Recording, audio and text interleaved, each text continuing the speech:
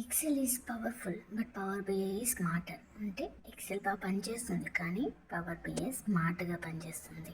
వీటి మధ్య తేడా ఏంటో తెలుసుకుందాం. ఎక్సెల్ ఎప్పుడైనా స్మాల్ డేటాకి అయితే చాలా బాగా పనిచేస్తుంది, కానీ పవర్ బిఐ చాలా లార్జ్ డేటాకి ఆటోమేషన్కి చాలా బాగా ఉపయోగపడుతుంది.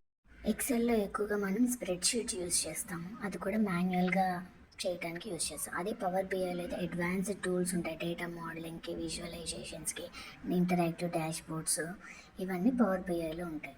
ఇక్కడ మీరు చూస్తే పవర్ బిఐ అనేది డేటా ఎనాలిసిస్ని ఒక నెక్స్ట్ లెవెల్కి తీసుకెళ్తుంది. ఎలాగంటే డైనమిక్ విజువల్స్తో, స్కేలబిలిటీస్తో, ఇంకా స్పెసిఫిక్గా చెప్పాలంటే డేటా మోడలింగ్ పెయిన్ కానీ చార్ట్ టైప్తో కానీ.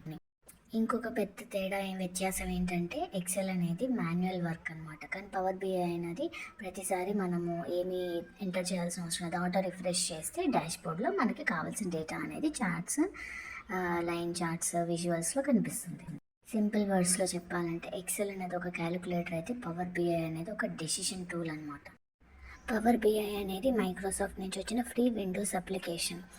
అది డేటా ఎనాలిసిస్కి ఎలా పనిచేస్తుంది, డేటాను ఎలా కలెక్ట్ చేసుకుంటుంది, ట్రాన్స్ఫార్మ్ చేసుకుంటుంది, విజువలైజ్ చేసుకుంటుంది అనేది నెక్స్ట్ వీడియోలో చూద్దాం.